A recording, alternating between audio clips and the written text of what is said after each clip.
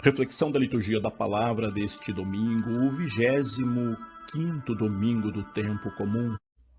O tema do segmento, bem como os seus desafios, continuam presentes na liturgia deste domingo, porém com destaque para a prática da justiça, tema fundamental dos ensinamentos de Jesus.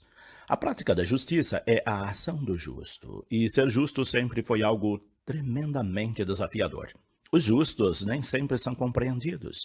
Os justos são comumente perseguidos e até mortos por aqueles que são injustos e se sentem incomodados pelos justos.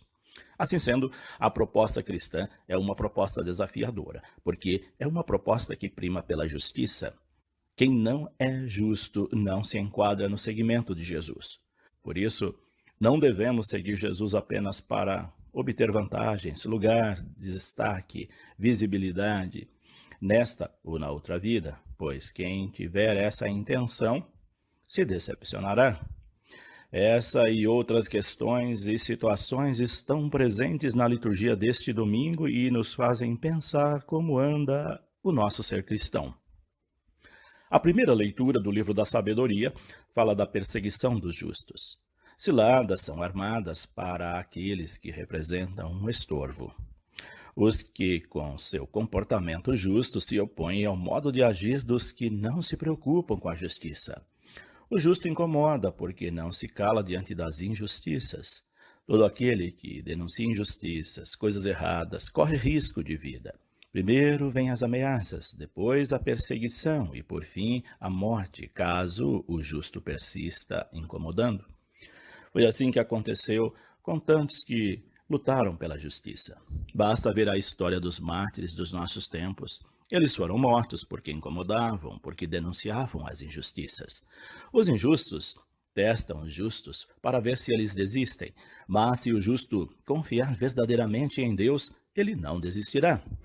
Ele continuará a agir com firmeza, serenidade e não se deixará abalar pelas ameaças. Não é fácil agir dessa maneira. Muitos desistem antes mesmo das coisas se agravarem. Assim, a primeira leitura faz um alerta a todos sobre a vivência da palavra de Deus. O justo desta primeira leitura é associado com Jesus, o Filho de Deus, pois este passou por tudo o que está aqui relatado. Mas é também para nós, se queremos seguir Jesus. Ele que foi entregue às mãos dos injustos que o mataram. Mas Jesus permaneceu firme, indo até o fim, porque confiou nas promessas do Pai que o ressuscitou no terceiro dia. Porém, muitos não perseveraram, pois têm outras preocupações. Assim, o Evangelho mostra Jesus em plena atividade catequética com seus discípulos. A catequese de Jesus, como toda boa catequese, contém teoria e prática. Ele leva os discípulos a campo, nos lugares de missão, para ensiná-los. Assim, quando saímos das salas de aula, quando saímos dos nossos templos e vamos ao encontro dos necessitados, as realidades de desafios, os ensinamentos, as pregações são muito mais eficazes do que se ficássemos apenas na teoria, no discurso. É esse um dos primeiros ensinamentos de Jesus aos seus discípulos quando eles atravessam a Galileia, território de missão. O fato de Jesus não querer que ninguém soubesse que eles estavam passando por ali era para não interromper seus ensinamentos.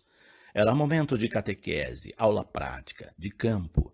Desse modo, além de conhecerem a realidade, eles ouviam Jesus falar de tudo que iria sofrer. Cristo apresenta para eles o conteúdo da missão, do segmento.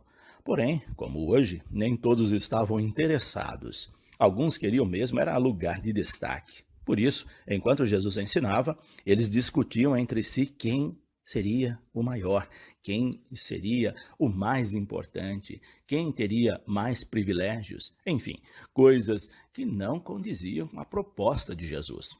Isso nos faz pensar em quando o professor está dando aula, e os alunos estão pensando ou fazendo outras coisas, querendo apenas o diploma e não a aprendizagem. Ou então, quando vamos à missa e, enquanto o padre faz a sua homilia, nossas cabeças estão distantes ou focadas em outras coisas. Que discípulo de Jesus nós somos quando sua proposta não nos interessa? Cabe pensar nessa questão e nas situações que esse texto nos traz para avaliar nosso seguimento. Enquanto Jesus falava de algo tão sério, tão importante, essencial na missão, alguns tinham outras preocupações. Será que isso é muito diferente de nossa realidade eclesial hoje? Será que todos os que estão na igreja, consagrados ou não, têm verdadeira preocupação com as propostas cristãs? Estão dispostos a sofrer o que Jesus sofreu para obter o que ele obteve? Ou querem lugar de destaque, visibilidade, status, carreiras, etc.? Quando Jesus chega à casa em Cafarnaum, pergunta o que eles tinham discutido enquanto ele falava. Jesus viu que eles estavam preocupados com outras coisas. Jesus sabe quando estamos na igreja preocupados com outras coisas e não com a justiça e o reino de Deus. Diante da pergunta, eles se calam. Eles se sentem envergonhados pelo conteúdo da discussão, pois discutiam quem seria o maior. A preocupação em ser grande é algo que pode nos desviar do foco da missão ou daquilo que é essencial. Jesus, porém, aproveita a oportunidade para ensiná-los novamente. Mostra que no seu segmento, quem quiser ser grande, quem quiser ser o primeiro, deve ser o último de todos, mas o primeiro a servir. Desse modo, ele toca no âmago de nossas vaidades, pede que despojemo-nos dos interesses escusos, da busca por poder para servir e servir principalmente aqueles que ninguém quer servir, ou seja, os pequenos, os humildes, os marginalizados. Em outras palavras, ele nos pede que nos abaixemos e lavemos os pés dos nossos irmãos.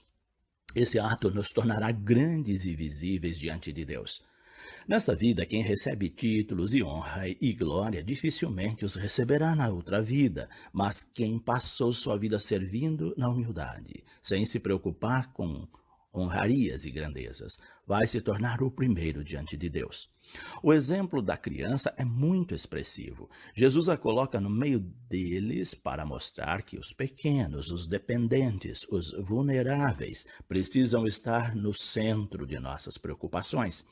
Enquanto as manias de grandeza forem o centro de nossas preocupações, estaremos longe do seguimento de Jesus, mesmo que estejamos dentro da igreja. Assim, Jesus mostra que quem acolhe os pequenos, acolhe a Ele, e quem o acolhe, acolhe a Deus. Desse modo, Deus se revela nos pequenos. O Papa Francisco tem mostrado isso com muita clareza nas suas homilias, pregações e escritos. Ele tem buscado resgatar os ensinamentos mais profundos de Jesus e aplicar a vida da igreja para que esta seja mais humana e, sendo mais humana com os pequenos, torna-se mais próximo de Deus, mais divina.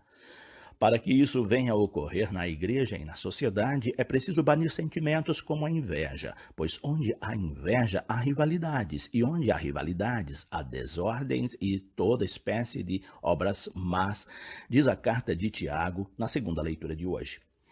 Deus não quer que sua igreja se torne um espaço de rivalidade, de disputa de poder, pois onde isso acontece, os pobres, os pequenos, são esquecidos. Precisamos, portanto, agir com sabedoria. A sabedoria vem do alto, a sabedoria que vem de Deus. Essa sabedoria, diz Tiago, é pura, pacífica, modesta, conciliadora, cheia de misericórdia e de bons frutos. Temos aqui o retrato de uma pessoa justa, sábia da sabedoria de Deus. Ou seja, os discípulos missionários de Jesus Cristo deveriam ser pessoas puras, sem maldade no coração, puras nos pensamentos e nos seus atos, pois quem tem pureza de coração consegue ver a Deus. Além disso, o discípulo deve ser modesto. Ser modesto é ser simples e não querer poder ou ostentar poder, pois a ostentação de poder na igreja é profundamente escandalosa. É preciso também ser uma pessoa conciliadora.